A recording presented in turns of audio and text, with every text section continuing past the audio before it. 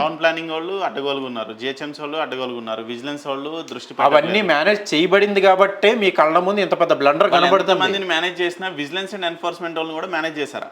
అంతే. కంప్లైంట్స్ వచ్చిన యాక్షన్ తీసుకోలేదంటే అర్థం ఏంటి? సీఎం లెవెల్లో ఇన్ఫ్లుయెన్స్ ఉందని ఎలా చేయగలిగాడు ఒక వ్యక్తి? నేను హీరో అని, మా బాబు హీరో అని అంటే తలవం చేస్తారా సీఎం స్థాయి మనిషి కూడా? ఇంకా వాళ్ళకేం అప్లికేషన్స్ ఉన్నాయి, ఏం చుట్టారు? అప్పుడు సీఎం పోస్ట్ కి రెస్పెక్ట్ ఉంటుందా, ఊడుతుందా? అది అందుకనే కదా దిగిపోయాడు గత ప్రభుత్వం ముఖ్యమంత్రులు, అందుకనే సీఎం స్థాయి వ్యక్తి. ఇన్ని డిఫరెంట్ డిపార్ట్మెంట్స్ ఉన్నాయండి, అగ్రికల్చర్ అని అదని, అంటే ప్రొఫెషన్స్ ఉన్నాయి. ఫిల్మ్ అనేది కూడా ఒక బిజినెస్ అండ్ ప్రొఫెషన్ కాదన్ను.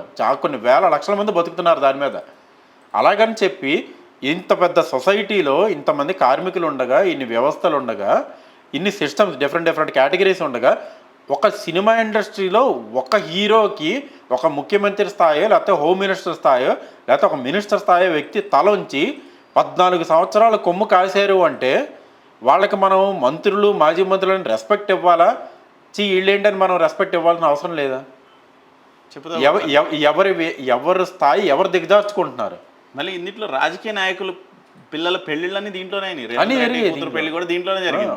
ఒక టైంలో అన్కన్వెన్షనల్ స్లాట్ దొరికేది కాదు మీకు. పొలిటికల్ లీడర్స్ దీంట్లోనే జరిగినాయి. పొలిటికల్ లీడర్స్ అక్కడికి ఆ పెళ్లిళ్ళకి వచ్చిన వాళ్ళలో సగం మందికి తెలుసు ఇది అక్రమ కట్టడం. దీని మీద కంప్లైంట్లు వెళ్ళి హైకోర్టులో కేసు ఉంది, స్టే తెచ్చుకున్నారు అని. నేను ఇంకొక సందర్భం వచ్చింది కాబట్టి చెప్తున్నా. లాస్ట్ 10 years టీఆర్ఎస్ గవర్నమెంట్ నిన్న బయటకు వచ్చిన ఇష్యూ ఏంటి? నాగార్జున గారు దీని మీద హైకోర్టులో స్టే ఉంది, స్టే ఉండగా ఎలా కూలుస్తారని కదా. So stay against the government తెచ్చుకున్నారు కదా. ఒక private person against the government stay తెచ్చుకోగలిగినప్పుడు ఫైల్ చేసిన పిటిషన్ ఏదైతే ఉందో ఇది ఇంకా డిస్పోజ్ కాలేదు, దీని మీద ఎటువంటి బిజినెస్ యాక్టివిటీస్ జరగకూడదని తెలంగాణ స్టేట్ గవర్నమెంట్ నాగార్జున మీద ఎందుకు స్టే తీసుకురాలేదు? ఒక నోటీస్ ఎందుకు ఇష్యూ చేయలేదు? దీని మీద ఇంకా ఒక లిటిగేషన్ కంటిన్యూ అవుతుంది, దీని లీగల్ శాంటిటీ ఇంకా డిసైడ్ కాలేదు, honourable court of law decide చేయలేదు, మీరు దీనిపైన ఎటువంటి బిజినెస్లు జరపకూడదు, దీని మీద వైలేషన్స్ ఉన్నాయని మా ఎలిగేషన్ ఉంది అని దాని మీద నాగార్జునకి ఎగెయిన్స్ట్గా ఒక్క ఆర్డర్ కూడా ప్రీవియస్ గవర్నమెంట్ ఎందుకు తీసుకురాలేదు? 2 ప్రభుత్వాలు, గతంలోని కాంగ్రెస్ ప్రభుత్వం, ఇప్పుడు మధ్యలో ఉన్న బీఆర్ఎస్ 3 spells 2010 నుంచి 2014 నుంచి తెలంగాణ వచ్చిన తర్వాత 2019 నుంచి 24. So 3 consecutive sequence. ఆ ముఖ్యమంత్రి ఒకే ముఖ్యమంత్రి 2 సార్లు ఉండి ఆఫ్టర్ ఆల్ ఒక చిన్న 3 ఎకరాల్లో వేసిన షెడ్ని కొట్టలేకపోయారా? మా మీదకి మాత్రం వస్తారు. మేము ఇడ్లీ బళ్ళు నడుపుకుంటే ఎత్తుకుపోతారు. చిన్న ఇల్లు కట్టుకుంటున్నాం, పొరపాటున స్లాబ్ పైన నా కొడుకో కూతురో చదువుకుంటాడని ఒక 20 feet 30 feet రూమ్ వేసుకుంటే వచ్చి కొట్టేస్తాం. సిటీ సెంటర్లో జరిగిన భాగోతం ఇది. ఏం యాక్షన్ తీసుకున్నారు? పబ్లిక్ ఎందుకు రెస్పెక్ట్ ఇవ్వాలి పొలిటీషియన్స్కి? ఇప్పుడు దీని మీద ఖచ్చితంగా క్లియర్గా ఎవిడెంట్ ఏంటంటే 3.5 ఎకరాల చెరువులో నాకు ఇమేజ్ నేమ్ ఉంటే నేను వేసుకొని నాకు ఇష్టం వచ్చినట్టు నేను బిజినెస్ చేసి డబ్బులు సంపాదించి లావిష్ లైఫ్ స్టైల్ నేను ఎంజాయ్ చేయొచ్చని ప్రూవ్ చేశాడు ఈ సోకాళ్ళ పెద్ద మనిషి కదా. ఇప్పుడు సో ఈ లాస్ట్ 14 years అదే జరిగింది. సో లాస్ట్ 14 years వ్యవస్థను క్లియర్గా మేనేజ్ చేయబడింది. దీన్ని ఎవరు రెక్టిఫై చేస్తారు? ఇప్పుడు సిట్టింగ్ సీఎం దీన్ని రెక్టిఫై చెయ్యాలి. అలాగ సంపాదించిన ప్రతి రూపాయి అక్రమ సంపాదనే. నేను అక్రమంగా సంపాదిస్తే నన్ను ఒక టెర్రరిస్ట్ అని ముద్ర వేస్తారు. హర్షద్ మెహతా అలాగే లిస్టులో చాలామంది ఉన్నారు కదా. మరి ఈయన ఏ మెహతా అని పిలాలి?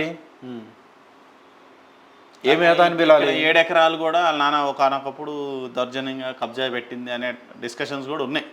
That is different topic. దాని మీద ఏదో బ్యాంక్ లోన్స్ ఉన్నాయి, నోటీసులు వచ్చినాయి, that is a different topic. మనకి క్లియర్గా ఎవిడెంట్ అనేది ఒకటేనండి. Rule is equal for all అని చట్టం చెప్తుంటే ఆ రూల్ వీళ్ళని ఏమీ ఎందుకు చేయలేకపోతుంది? నువ్వు కట్టుకున్న షెడ్ నీకు నీట్గా లేక్ వ్యూ కావాలి, లేక్కి జరిపి కట్టేసావు. నీ సైట్ 5 ఎకరాలు 4 ఎకరాలు ఉంటే దాంట్లో ఎందుకు కట్టుకోలేదు? ఇక్కడ ఇంకొక బెనిఫిట్ చెప్తా మీకు. ఇప్పుడు ఇది కూల్చారు కదా, ఆ కూల్చిన 3.5 ఎకరాల్లో చెరువు ఏదైతే మళ్ళీ వీళ్ళు డెవలప్ చేశారనుకోండి, దానికి ఆనుకుని ఇతనుకున్న 5 acresలో కట్టుకుంటే మళ్ళీ అతనికి పోయింది ఏమీ లేదు. అదే లేక్ వ్యూ కన్వెన్షన్ సెంటర్ వస్తుంది అతనికి. అంతే. అసలు దాని వెనకాల ఉన్న చెత్త. నేను అడిగేది ఏంటంటే ఈ వైలేషన్ కూల్చేశారు, ఓకే, దీని మీద సంపాదించిన డబ్బు ఏంటి? తెచ్చి ఎవరికి ఇస్తారు? అన్ఎంప్లాయిడ్ యూత్కి లోన్స్ లాగా ఇస్తారా? మీరు ఇచ్చే పెన్షన్స్ కి యాడ్ చేస్తారా ఇవి? ఇలాంటి కూల కొడుతున్నారు స్టార్టప్ కంపెనీస్కి సపోర్ట్ ఇస్తారా? అద్భుతమైన మేధాశక్తి ఉన్న కుర్రవాళ్ళు స్టార్టప్ కంపెనీస్ తెలుసా, ఇన్వెస్టర్ లేక ఒక 10 లక్షలు 5 లక్షలు వాళ్ళ స్టోరీస్ మీరు వింటే నిజంగా జాలేస్తుంది. సార్ నా దగ్గర నేను ఒక అద్భుతమైన యాప్ కనిపెట్టాను సార్, నా దగ్గర ఒక 2 లక్షల ఇన్వెస్ట్మెంట్ లేదు, దానికి కోడింగ్ చేయాలి, నేను చేయలేను, ఒక ఎక్స్పర్ట్ని హైర్ చేసుకోవాలి. వీళ్ళు కూర్చొని చెరువుల్లో కన్వెన్షన్ హాల్స్ లేకపోతే చెరువు పక్కన కమర్షియల్ కాంప్లెక్స్లు బట్టి కట్టేసి మళ్ళీ లేదంటే చెరువులు చుట్టుపక్కల చెరువు ఓకే వైలేషన్తో చాలా ఉన్నాయండి. మీరు హైడ్రాయిన్ చెరువు పెట్టారు కదా, మీకు ఒకటి చెప్తా, ఈరోజు ఓకే రేపు కృష్ణాష్టమి, ఎల్లుండి 27th కదా, 27th రోజు జిహెచ్ఎంసీకి ఎన్ని ఫైల్స్ ప్లాన్ అప్రూవ్కి వచ్చినాయి 27th లిస్ట్ తీయండి, అవన్నీ పట్టుకుని వెళ్ళండి. దాంట్లో మినిమం 30% అన్నా మీకు డీవియేషన్లు ఉంటాయి ఖచ్చితంగా. ఆ ప్లాన్స్ వచ్చేస్తాయి కట్టేసుకుంటారు, దాని మీద బిజినెస్ ట్రాన్సాక్షన్స్ జరిగిపోతాయి, సబ్ రిజిస్టర్ ఆఫీసులో రిజిస్ట్రేషన్ జరిగిపోతాయి. మళ్ళీ 5 సంవత్సరాల తర్వాత పొరపాటున ఇవన్నీ చేసిన వాళ్ళు కాంగ్రెస్ వాళ్ళు అనుకోండి, నెక్స్ట్ 5 years తర్వాత టీఆర్ఎస్ వస్తే వాళ్ళు వచ్చి వీళ్ళమే పడతారు. మధ్యలో పోయేది నేనే కామన్ మ్యాన్, ఈయన బాగానే ఉంటాడు. హైడ్రాలో వసూలు చేసిన డబ్బుల్ని 100 గజాలు 200 గజాలు తెలిసి తెలియక కొనుక్కుని చెరువు పక్కన FTLలో కొనుక్కున్న వాళ్ళు, బఫర్ జోన్లో కొనుక్కున్న వాళ్ళ బాధితులకి ఇస్తే బెటర్ ఏమో. రెండోది రీకన్స్ట్రక్ట్ చేయడానికి కూడా డబ్బులు అవసరపడతాయి. ఈ చెరువులు మళ్ళీ పునరుద్ధరించడానికి డబ్బులు కావాలి. సో వాటికి ఇక్కడ ఉన్న బాధితులకి ఇస్తే బెటర్ ఏమో అనేది ఒక ఐడియా. సో ఇక్కడ ఈయన హీరో హీరో హీరో అని నిన్నటి వరకు ఒక స్టేచర్ మెయింటైన్, అది సినిమా ఫీల్డ్ వరకే, సినిమా వరకే. Before the I of law అతను హీరో అయినా మాజీ ముఖ్యమంత్రులైనా సిట్టింగ్ ముఖ్యమంత్రులైనా ఢిల్లీ అరవింద్ కేజ్రీవాల్ పరిస్థితి ఏమైంది? ఇది సిట్టింగ్ చీఫ్ మినిస్టర్, లోపల పోలా తయారు జైల్లో లేడా?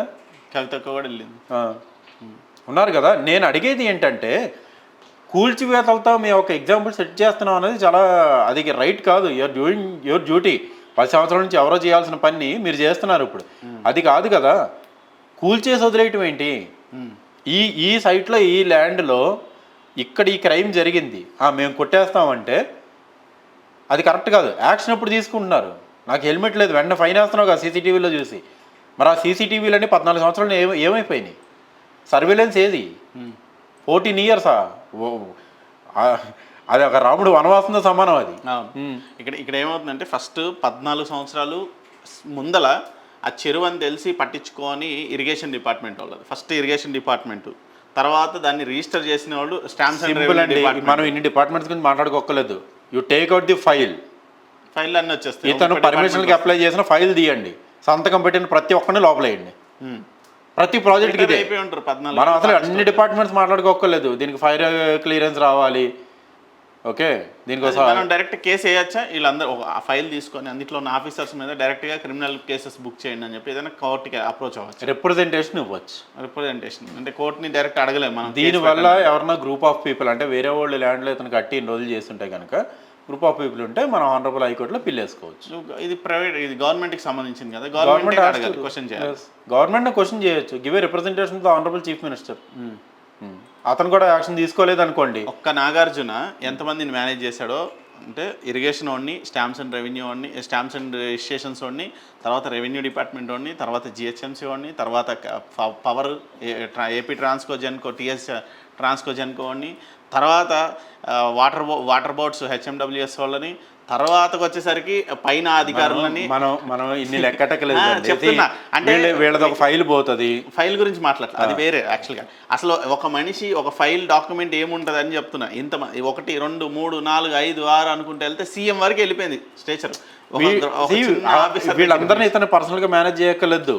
ఒక వ్యక్తిని మేనేజ్ చేస్తే అతని కింద వాళ్ళందరినీ మేనేజ్ చేస్తాడు. కానీ మనం ఇటు నుంచే రూట్ వెళ్తాం, సీఎం వరకు, కింద స్థాయి నుంచి పై స్థాయి వరకు, సీఎం వరకు మేనేజ్ చేసుకుంటా, ప్రతి డిపార్ట్మెంట్లో కరప్షన్ చేసుకుంటా, ఆ పాత ఎమ్మెల్యేలని కానీ మినిస్టర్ని కానీ సీఎంని కానీ మేనేజ్ చేసుకుంటా స్ట్రైట్ అవే సీఎం దగ్గరికి వెళ్ళి ఫైల్ మూవ్ చేయరు. బేసిక్గా వీళ్ళు చేసేది ఏంటంటే ఫస్ట్ పబ్లిక్కి తెలియని వినండి పబ్లిక్కి తెలియని విషయం ఇదే. నాకు ఇన్ఫ్లుయెన్స్ లేకపోతే నా ఫైల్ పట్టుకుని నేను ప్రతి డిపార్ట్మెంట్ దగ్గరికి వెళ్తా. ఇక్కడ వర్క్స్ అలా జరగవు. ఒక వ్యక్తి దగ్గరగా పోతుంది ఫైల్, అక్కడి నుంచి కింద అన్ని డిపార్ట్మెంట్స్కి వస్తుంది. నాగార్జున పోయి అది వాటర్ బోర్డుల దగ్గరికి వెళ్ళి సార్ నా ఫైల్ అని అట్లా ఉండదు. మేనేజ్మెంట్ జరిగేది పెద్ద తలకాయ ఎవరి దగ్గర పోవాలో అక్కడికి వెళ్ళిపోతుంది. అక్కడ నుంచి కింద అన్ని సంతకాలు అయిపోతాయి. 99 జీవో పరిస్థితి ఏంటి? మీరు ఈ 99 జీవో అది ఇండిపెండెంట్ బాడీ అండి. ఎన్నిసార్లు మాట్లాడుకున్నా దానికి కొట్టుకుని వెళ్ళిపోయే రైట్స్ ఉన్నాయి అంతే. ఇప్పుడు కోర్టుతో సంబంధం లేదు. నిన్న అడ్డంగా దీన్ని కోర్టుకి సంబంధం లేదు. కోర్టుకి సంబంధం లేదు. 99 జీవో పరిధిలోనే చూసుకొని చేసుకోండి మీ ఇష్టం అని చెప్పేసి ఆర్డర్ ఇస్తుంది court. Time to time last time మనం అనుకున్నట్టు టైం టు టైం అవసరం అయితే 30 కిలోమీటర్స్ 20 కిలోమీటర్స్ ఓవరాల్ జ్యూరిడిక్షన్ నుంచి ఎక్స్టెండ్ చేసుకుంటూ వెళ్తారు. ఎక్స్టెండ్ చేసుకుంటూ వెళ్ళి మళ్ళీ వచ్చిన వాళ్ళు అంటే నాకు నచ్చిన వాళ్ళు ఎవరైనా ఉంటే వాళ్ళని కొట్టుకుంటూ పోతాం. ఇప్పుడు ఈయన దగ్గర నుంచి ఏం ఎక్స్పెక్ట్ చేయొచ్చు? ఎక్స్పెక్ట్ చేయడానికి ఉందండి. ఆయన ఆల్రెడీ ఇప్పటికీ డిఫెండ్ చేస్తున్నాడు. ఆయన healthy and wealthy person. N Convention Nagarjuna is purely business man. ఎంతమందికి తెలుసో తెలియదు, నాకు తెలియదు. కానీ అతను చేసే వ్యాపారాలు కానీ ప్రొడక్షన్ హౌస్ కానీ is running is own businesses. Apart of అతను ఓన్లీ హీరో కాదు కదా. అంటే వేరే బ్యానర్ నన్ను హైర్ చేసుకుంటే వాళ్ళు ఇచ్చే 5 కోట్లతోనే నేను జీవనం అలా కాదు. వీళ్ళ ఫాదర్ దగ్గర నుంచి they are artist, actors and businessman. అదే దాన్ని బయట జీటీవీ వాళ్ళకి వీళ్ళకి ఛానల్స్ ఏమైనా ఈవెంట్లు చేసుకోవాలన్నా అదే అన్నపూర్ణ స్టూడియోస్ రెంట్కి ఇస్తారు. దే ఇంటూ రెంటల్ బిజినెస్, బేసిక్గా service oriented rental businesses they are. అలాగే ఒక పార్టీ అన్కన్వెన్షన్. ఇతను హెల్దీ అండ్ వెల్దీ పర్సన్. ఇతనికి పోయింది ఏమీ లేదు అన్కన్వెన్షన్ కొట్టడం వల్ల. ఒక స్టేట్మెంట్ ఇవ్వాలి కాబట్టి వచ్చి ఇచ్చాడు.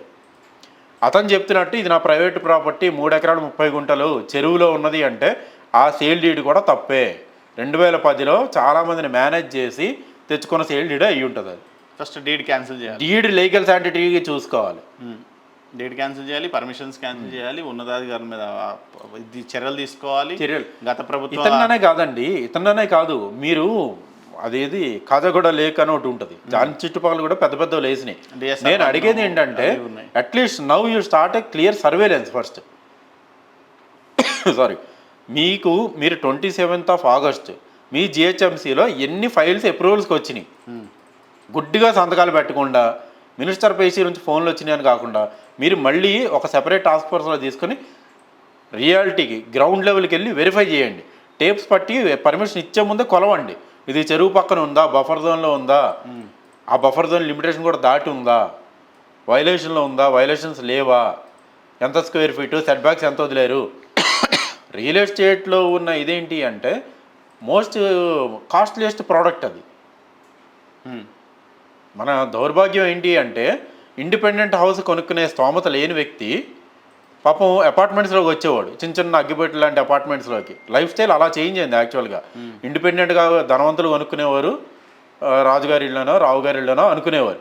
లేని వాళ్ళు నెమ్మదిగా ఓకే ఒక సొంత ఇల్లు అది అగ్గిపెట్టలో ఉన్న పర్లేదని అపార్ట్మెంట్ కల్చర్కి వచ్చాం. ఆ అపార్ట్మెంట్ కల్చర్ ఇప్పుడు ఏమైపోయింది?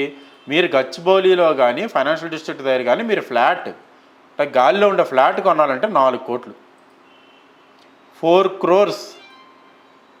కాజాగూడ లేక్ చుట్టుపక్కల ఉన్న ఫ్లాట్లో అయితే ఇప్పుడు మీరు గూగుల్లో చూసినా ఏదో హోమ్ వెబ్సైట్స్లో చూసినా సరే 9 కోట్లు, 9 కోట్ల రూపాయలు ఒక ఫ్లాట్, గాలిలో ఉండే ఫ్లాట్.